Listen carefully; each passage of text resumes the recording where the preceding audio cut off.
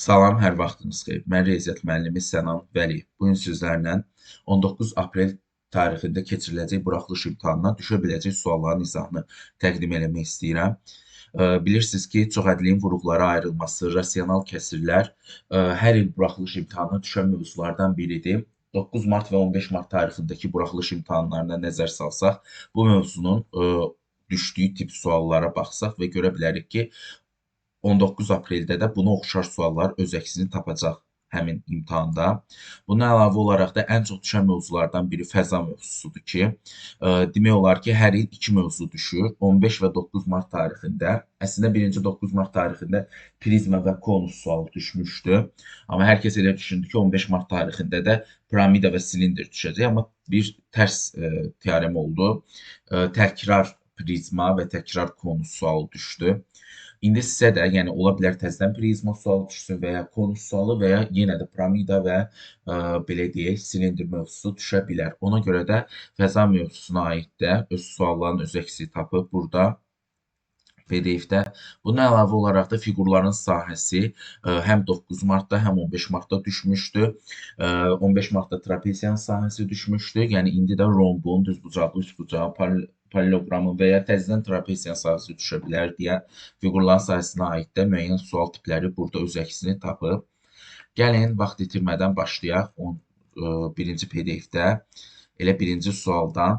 Birinci sualda çoxədli vuruqlara ayırın. Çoxədli vuruqları ayırmaq üçün ortaq vuruğu mötərizə xaricinə çıxarda bilərik.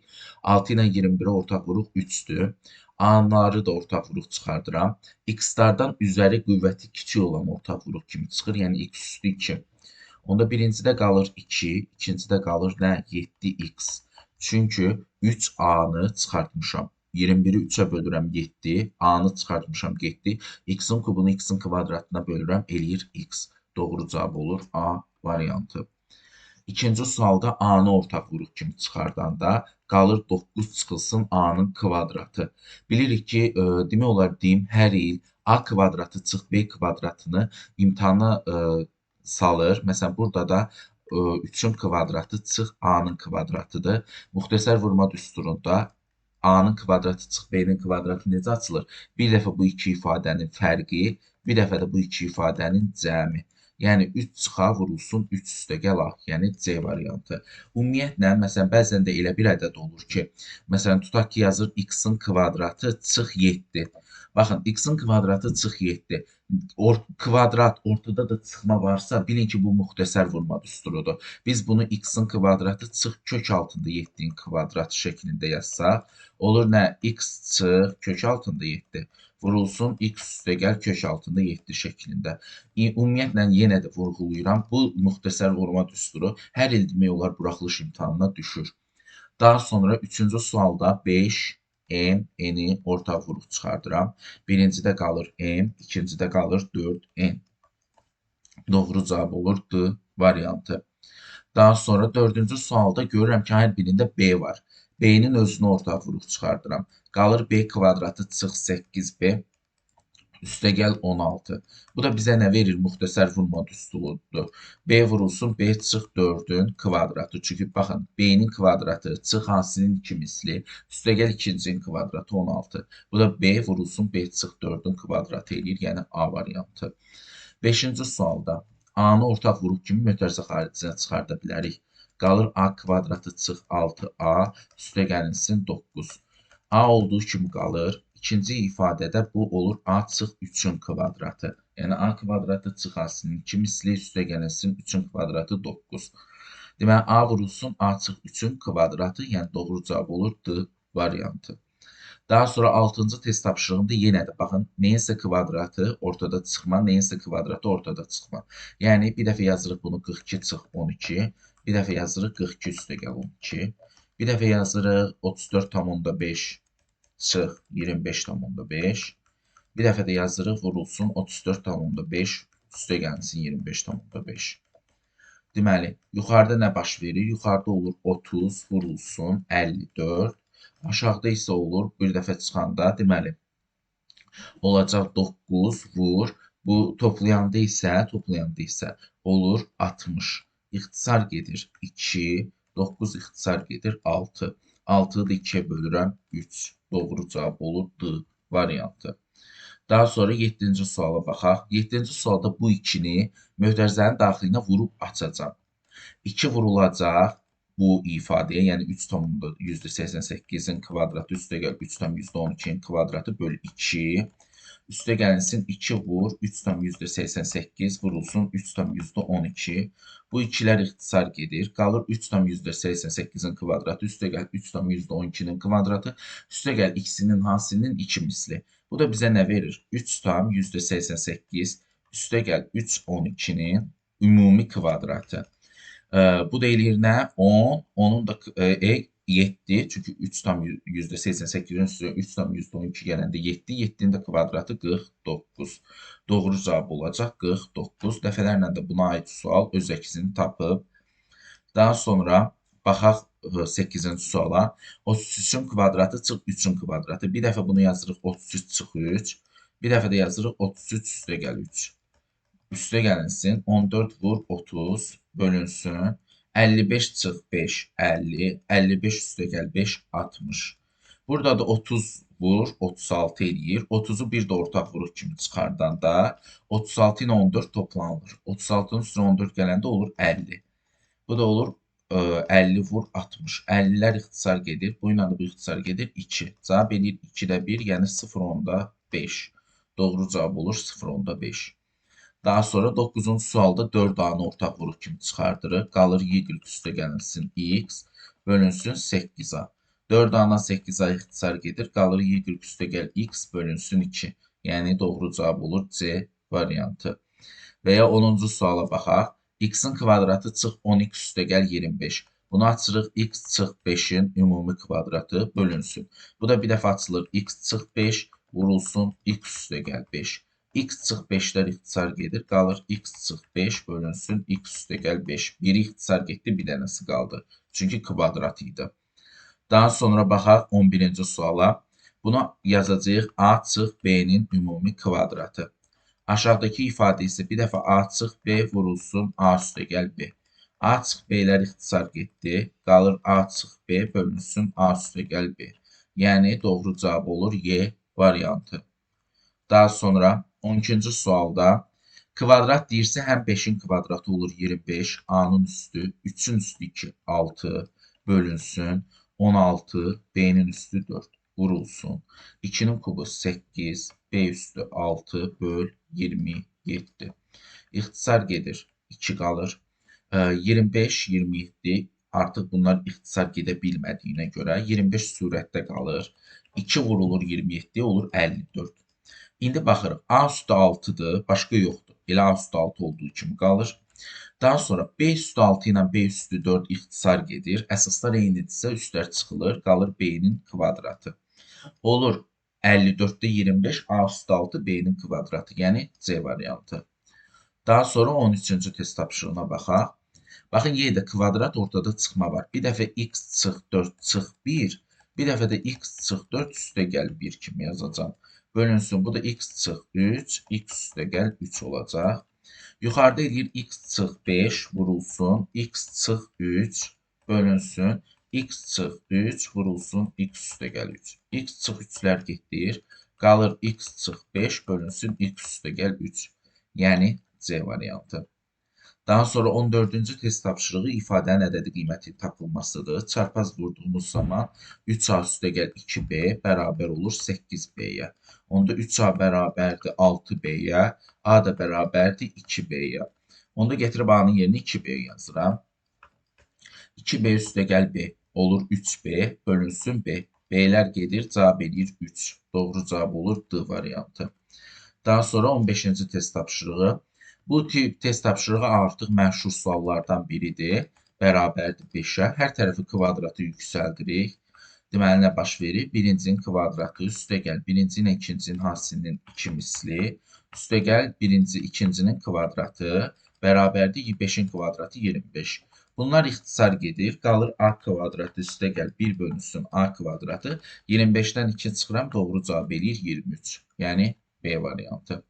Növbəti PDF-ə baxaq. Fəza fiqurlarına aid. Deməli, fəza fiqurlarında deyir ki, A nöqtəsində alfa bucağı AC və AD mailləri və AB perpendikularları çəkilib. ACB bura 60 dərəcədir. Bu isə 60 dərəcədir. Onda burada 30 dərəcədir. AC 10'dur. AC 10'dursa 30 dərəcə bucaq qarşısındakı katet hipotenuzun yarısıdır. Bura 5'dir. Digər katet isə 10'un kök altında 3 mislidir. Yəni onda AB 5 kök altında 3'dür. BD-ni verir, kök altında 6, bizə AD-ni istəyir. Onda yaza bilərik də AD-nin kvadratı bərabərdir. 5 kök altında 3-ün kvadratı 75, üstəgəl kök altında 6-nın kvadratı 6. Bu da eləyir nə? 81. Neyin kvadratı 81'dir? 9'un. Onda AD olur 9. Yəni A variantı. Dəfələrlə buna oxşar sual imtahanda öz əksini tapıb. Daha sonra ikinci sual. Deyir, oturacağı üçbucaq olan prizmanın neçə üzü var? Ümumiyyətlə, prizmanın üzlərinin sayı n üstəgəl 2 düsturu ilə tapılır. N üstəgəl 2. Bu n nədir? N oturacağı hansı fiqurdur? Oturacağı üçbucaqdırsa, n yerinə 3 yazıram. 3 üstəgəl 2 olur 5. Üzlərinin sayı n üstəgəl 2. Prizmada təpələrinin sayı 2n. Tillərinin sayı 3n düsturu ilə tapılır. Daha sonra kubun bizə deyir diaqonalı 2 kök altında 3 olan kubun tilini tap. Kubun diaqonalı normalda A kök altında 3'dür. Bu da bərabərdir 2 kök altında 3'ə. Kök altında 3'lər gedir, tili olur 2. Ola bilər bu sual düşsün, kubun həcmini soruşsun. Məsələn, tutaq ki, A-nın kubu ilə tapılır, 2-nin kubu 8. Ola bilər bu sual düşsün, tam səthin sahəsi soruşsun. O da 6A kvadratıdır. Getirib A-nın yerini 2 yazacaqsınız, 24. Ola bilər soruşsun ki, yan səthin sahəsi 4A kvadratı və s. Yəni, doğru cavab olur Y variantı. 8 bucaqlı prizmanın neçə üzü var? 7 dedik. N üstəgəl 2 düsturu ilə tapılır. 8-in üstünə 2 gəlirəm, eləyir 10. Piramidanın üzlərinin sayını soruşur. Piramidanın üzlərinin sayı düsturu da prizmadan fərqlidir. Piramidanın üzlərinin sayı n üstəgəl 1'dir. 15 bucaqlıdsa 15'in üzərinə 1 gəlirəm, eləyir 16. Yəni Y variantı. Gəlin düsturu da buradan yazaq. Üzlərin sayı piramidada n üstəgəl 1. Eyni ilə n üstəgəl 1 təpə nöqtələrinin sayıdır.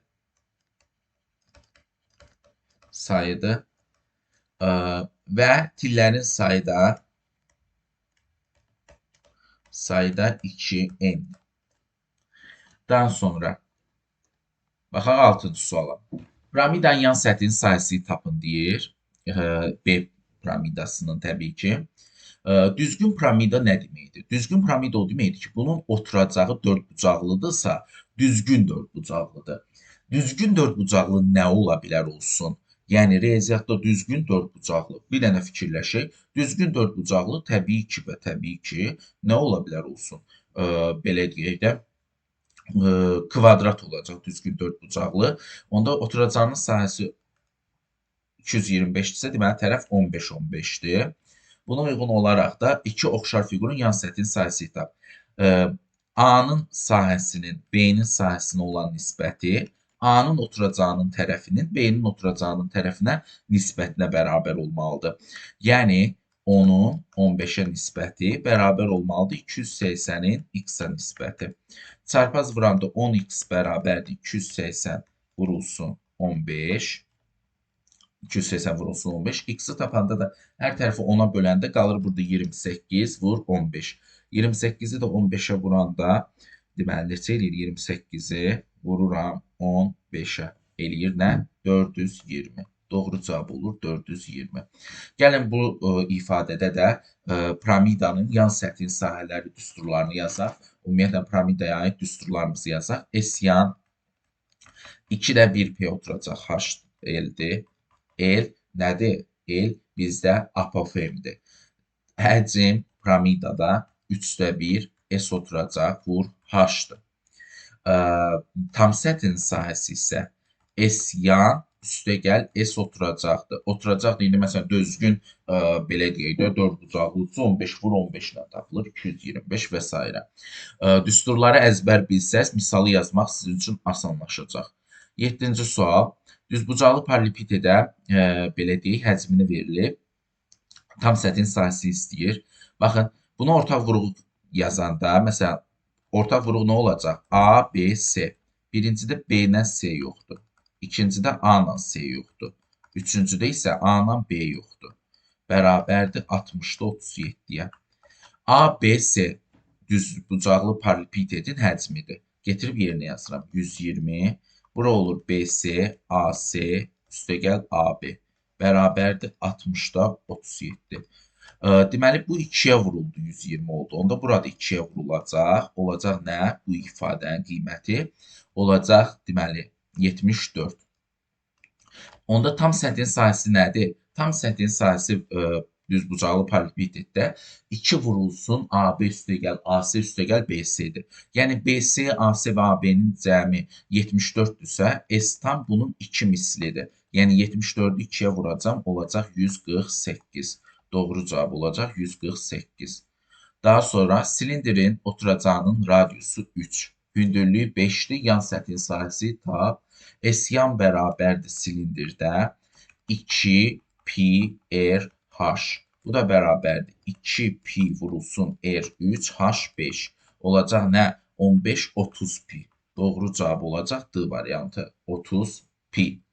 Və ya həcm 125 pi olan, ox kəsiyinin sahəsi 50 olan silindrin oturacağının radiusu. Silindrin ox kəsiyinin sahəsi 50-dirsə, ox kəsiyinin sahəsi normalda 2RH-dır. 2RH 50-dirsə, RH bərabərdir 25-ə. İndi həcm deyəndə neyi nəzərdə tutur? Pi r kvadratı h-ı. Bu bərabərdir 125 pi-yə. Pi'lər hər tərəfdən ixtisar gedir. Deməli, r-in kvadratı h 125-dir. R-in kvadratı nə deməkdir? R vur h bərabərdir 125-ə. R ilə h-ın hasili 25-dirsə, deməli R 5-dir ki, 5-i 25-ə vurur 125.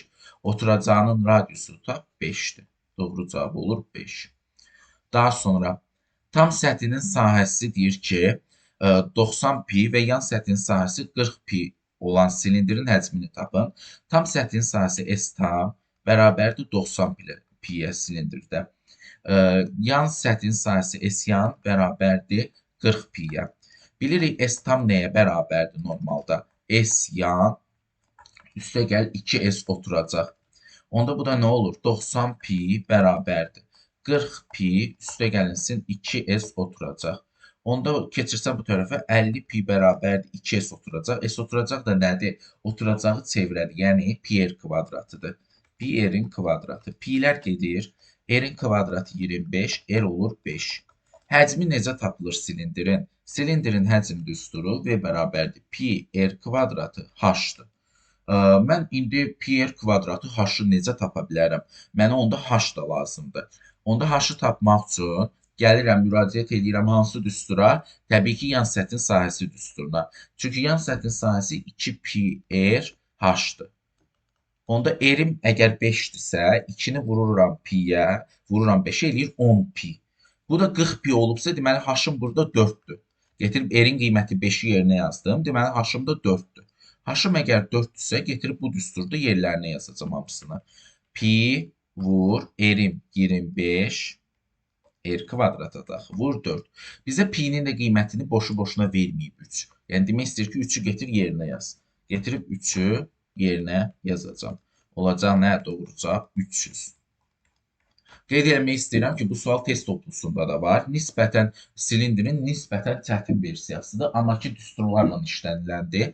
Və silindir düşsə də sizə də düsturlarla işlənilən mövzu düşəcək. Ona görə bu sualın düşmə ehtimalı yüksəkdir. Daha sonra bu PDF də burada bitdi. Keçək fiqurların sahəsinə aid olan PDF-ə. Rombun sahəsini tapın deyir. Rombun ən məşhur düsturlarından biri S bərabərdir D1 vur D2 bölü 2-dir. Buraxılış imtahanlarının əvəz olunmaz sualıdır. Düşməyib, bu il düşə bilər. Ona görə nə edirəm? Bura 12-dirsə B-dır diaqnalı. AC diaqnalını çəkirəm. Bilirsiniz ki, diaqnallar bir-biri ilə keçişəndə digər diaqnal yarıya bölünür. Yəni 6-6. Və rombun diaqnalları bir-birinə perpendikulyar olur. Onda məsələn, mən buranı tapmaq üçün bir x desəm, Onda yaza bilərəm də x-in kvadratı üstəgəl 6-nın kvadratı Pifaqora görə 10-un kvadratına bərabərdir. Onda x kvadratı üstəgəl 36 100-dür. X-in kvadratı 64-dür. X də 8-dir. Deməli, burada 8-dir. Bu yanda 8-dir. Onda bir diagonal 12-dir, bir diagonal da 16-dır. Bölürəm 2-yə. İxtisar gedir 8, cavab eləyir 96. Yəni, doğru cavab olur 96. Eyni ilə ikinci sual. Mən məsləhət görərdim ki, kim ki özü hazırlaşırsa, videonu saxlasın və özü yazmağa çalışsın testi. Məsələn, yenə də BD diagonalını çəkirəm. Bu 24, 12, 12 olur. Onda bir daha bura x deyirəm. X-in kvadratı üstəgəl 12-nin kvadratı 144, bərabər də 13-ün kvadratı 169. Ümumiyyətlə, buraxılış imtahanında, ümumiyyətlə, üçbucaqlar mövzusunda düzbucaqlı üçbucaqdır ki, həmişə üçbucaq kimi mövzularda düşür. Onda burada da x-in kvadratı nəyə bərabər olur? 20 5-ə, x də bərabər olur 5-ə. Doğru cavab 5, 5 olur 10. 5, 5, 10. S nəyə bərabərdir? 10 vur 24 böl 2. İxtisarlar gedir, cavab eləyir 120. Daha sonra üçüncü sual. Çevrənin uzunluğu 12 pi olan dairənin sahəsini tapın. Uzunluğu 2 pi düsturuna əsaslanır. Bu bərabərdir 12 piyə. Pilər gedir, erim 6-dır. Onda sahə necə tapılır? Pi r kvadratı, yəni 36 pi. Doğru cavab olur 36 pi A variantı. Özünüz də bilirsiniz ki, qapalı suallar necə asan düşür. Bəzən uşaqlar bu sual deyir ki, necə asandır, düşməz, amma xeyr, düşə bilər. Və ya eyni ilə bu sualdakı kimi kvadratın sahəsi 32-dirsə, A-nın kvadratıdır, bərabərdir 32-yə. A-nın özü kök altında 32 olur. Bu da eləyir 4 kök altında 2. Kvadratın tərəfi 4 kök altında 2-dirsə, diagonalı onun kök altında 2 mislidir D-si. Onda 4 kök altında 2-ni kök altında 2-yə vuranda cavab eləyir nə? 8, yəni B variantı. Daha sonra diagonalların hasili 32 olan rhombus sahəsi. D1 vur D2 böl 2. 32 2-yə vurur, bölürəm. Eləyir nə? 16. Doğru cavab olur A variantı. Daha sonra 6-cı suala baxaq. Deyir, hipotenuzu 15 olan, katetlərindən biri isə 9 olan, bura 15-dir, katetlərdən biri 9-dur. Üçüncü katete bir x deyirəm. X-in kvadratı üstəgəl 9-un kvadratı 81, bərabərdir 15-in kvadratı 225. Onda x-in kvadratı bərabərdir 144-ə, x də bərabərdir 12-yə.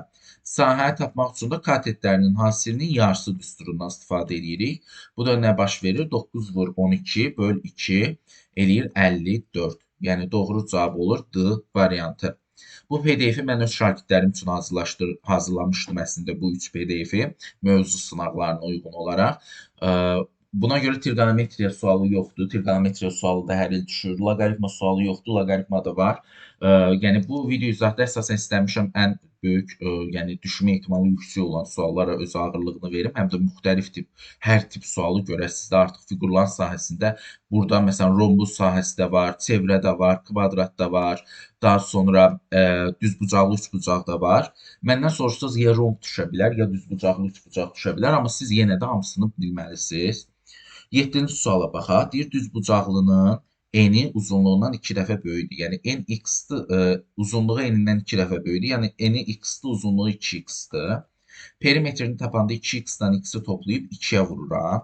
Bərabər olur 48-ə. Onda 6x bərabərdir. 6x-i necə tapdım? 2x-in üstünə x gəldim, 3x. 2-yə vurdum, 6x bərabərdir 48-ə. X da 8-dir. Doğru cavab olur 8, bunun eni. N 8-dirsə uzunluq 16-dır. Sahəni istəyir. 8-i vururam 16-ya. Eləyir 8 yazıram 4 yadda 128, yəni C variantı. Baxın, düzbucaqlığın perimetri sualı düşmüşdü 9 marta. 15 martda da sahə sualı düşmüşdü. Ola bilər perimetrlə sahəni birləşdirib sual halına getirsinlər. Bu da düşmə ehtimalı yüksək olan suallardandır. 8-də baxın, rhombun bir tərəfi bu diagonalı yarıya bölünür. 4, 4, 6, 6. Onda D1 diagonalı 8-dir, D2 diagonalı 12-dir. Sahə də D1 vur D2 böl 2-dir. 12 vururam 8-ə, bölürəm 2-yə. Cavab eləyir nə? İxtisarlar gedir 4, cavab eləyir 48. Yəni D variantı. Bundan əlavə olaraq paralleloqramın sahəsi bilirik ki, A bura olsa, bu tərəfdə 7-dir tutaq ki. A vurulsun H-a, B vurulsun HB-yə bərabərdir. Tərəf və həmin tərəfə çəkilən hündürlüklərin hasili bir-birinə bərabərdir. Onda A vurulsun 4, bu tərəfə çəkilən hündürlük bərabər olmalıdır 8 vurulsun 7-yə. Onda 4A bərabərdir 56-ya, A da bərabərdir 56 böləm 4-də eləyir 14, yəni A variantı. Daha sonra 10-cu sual deyir düzbucaqlı şəklində olan bağın eni uzunluğundan 3 dəfə kiçikdir. Bu yaxki sualdandır. İndi də belə deyək də sahəni verib perimetri istəyir. Eni x-dır, uzunluğu 3x-dır. Sahə deyəndə x-i 3x-ə vururam, eləyir 192. Bu da eləyir 3x-in kvadratı bərabər 192-yə. Onda x-in kvadratı bərabər 192 böləm 3-ə eləyir 64. Onda x-in özü olur 8. Deməli, n 8-dir. Burada 24'dür. Bağın uzunluğu onun perimetridir. 8'in üstüne 24 gəlib, vurursuz 2'yə. 32'yi 2'yə vuranda eləyir 64. Doğru cavab olur 64. Daha sonra sahələri 320 olan paralleloqramın uzunluğu 16 olan və həmin tərəfə çəkilmiş hündürlük S bərabərdir paralleloqramda A vurulsun H-ya. Onda 320 bərabərdir 16 vurulsun H-a. H-ı necə tapıram? 320-ni bölürəm 16-ya eləyir nə? 20.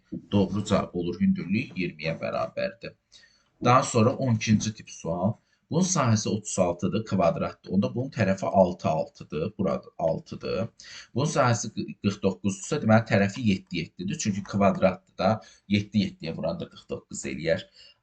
Bu ABC üçbucağının sahəsini istəyirsə, burada düzbucaqlı bir üçbucaq yaranır. Bura 6, bura 7-dirsə, onda katetlərinin hasilinin yarısı. Bu da eləyir nə? 21. Doğru cavab olacaq 21. Daha sonra 13-cü sual. Yenə də ola bilər trapesiyadan sual düşsün. Ona görə trapesiyaya aid sual da öz əksini tapıb bu PDF-də. 18, 24, sahədə 210. Deməli, burada oturacaqları toplayacağıq 18 ilə 24-ü. Böləcəyik 2-yə, vuracağıq H hündürlüyünə. Bu da bərabər olacaq sahə, yəni 210. 18-in üstünə 24 gələndə eləyir 42. 2-yə böləndə eləyir 21 vurulsun. H 210-dur. H da bərabərdir 10-a. Doğru cavab olur D variantı. Bəzən mənə bu tip izah videoları çəkdiyim zaman ən çox verilən suallardan biri bu olur ki, müəllim, bu sualların düşmə ehtimalı varmı? Bu suallar ola bilər ki, düşsün. Yəni, demirəm ki, sizə bu suallar iminli sizin suallar içərisində olmalıdır. Elə bir garanti verə bilmərəm. Bunu ümumiyyətlə heç bir müəllim verə bilməz. Ona görə mən sizə düşmə ehtimalı olan sualları izahını çəkmək istəyirəm ki, kim özü hazırlaşır, bilirəm ki, burada hal-hazırda bizi izləyən məzunlar var ki, özləri hazırlaşır çoxu. Bəzən məzunların çoxu kollec imtahanına hazırlaşır və özləri hazırlaşır buna görə də. Bir də hal-hazırda belə deyək, buraxılış imtahanı verəcək. Bu ilki 11-ci siniflərdə var bu videonu izləyən. Hər kəsə uğurlar arzulayıram. İnşallah istədiyiniz balı toplayarsınız. Gəlin davam eləyək 14-cü suala. Sahəsi 360-dır düzbucaqlının. Sahəsi n vur uzunluqdur. Sahə 360-dırsa 360 bərabərdir 12 vur, eni 12, uzunluğu x-dir. X-i tapmaq üçün 360-ı bölürəm 12-yə, eləyir 30. Deməli, eni 12, uzunluğu 30-dur. Perimetr necə tapılır? 2 vurulsun, 12 üstə gəl 30. Yəni, 42 vururam, 2 eləyir 84. Yəni, doğru cavabımız olur C variantı. Yenə də diaqnal sualı, çünki deyirəm, yenə də çox böyük ehtimal düşə bilər.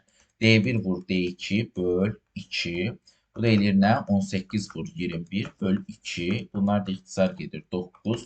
9-u vururam 21-ə eləyir 189. Yəni bu şəkil üzərində də verilə bilərdi. Məsələn, şəkili çəkib heç sual kimi yox. A, B, C, D yaza bilər. Bu rombdur. Buranı çəkər 18. Buranı da xətt çəkər yazar 21. İndi bu da eyni düsturdur. Yəni şəkilsiz sözlə versə də, şəkillə versə də əsas bilməlisiniz ki, sahə D1 vur D2 böl 2-dir. Rombun başqa bir sahə düsturu da var. A vurulsun H-a. Bu da rombun digər bir sahə düsturudur. Paralleloqramdan eynidir. Fiqurların sahəsinin düsturlarını mütləq şəkildə əzbərləyin. Bir sualınız fiqurların sahəsidir. 2 sualınız fəza fiqurudur. Elə 2 sualınız da bu çox hərrin vuruqlara ayrılmasıdır. 2, 2, 1, cəmi elədik 5 sual. İndi loqaritmada düşəcək. Çox güman ki, 2 dənə də trigonometriya düşəcək, 2 dənə loqaritma düşə də bilər. 4 sual da oradan gələcək. 9. Ümumiyyətlə birinci hissənin test toplusunu işləyən hər bir şagird rahatlıqla imtahanın qapalı suallarını yaza biləcəyini düşünürəm.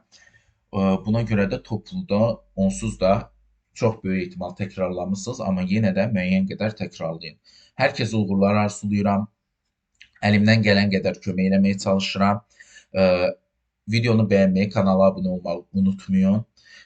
Buna əvvəlki video izahda ümumi bir sınaq izah eləmişəm. Kim ki bu video izahı ilk qarşısına çıxır, yəni mənim YouTube kanalım ilk dəfə qarşısına çıxırsa, kanala baxaraq bundan əvvəlki videoda da 19 aprel imtahanına hazırlıq. Hardasa 2 həftə əvvəl çəkdiyim bir video idi. Orada da ümumi bir sınaq idi. Oradakı suallar da yaxşı bazalı bir suallar idi. Oturub işləyə bilərsiniz. Bəzən şagirdlər soruşur ki, PDF-i hardan əldə edə bilərik? Ya istəyirsiniz mənim WhatsApp nömrəmə yaza bilərsiniz 051 595 1091 nömrəsi WhatsApp-na və ya elə videonu saxlayıb işləmək ən yaxşısıdır. WhatsApp nömrəmi burada qeyd edirəm 051 595 1091 nömrəsini WhatsApp-na yaza bilərsiniz. Videonu saxlayıb özünüz işləyib sonra video ilə yoxlaya da bilərsiniz. İnşallah hər kəsə uğurlar arzulayıram. İnşallah hər kəs ürək istəyən balı toplayar. Sağ olun, salamat qalın.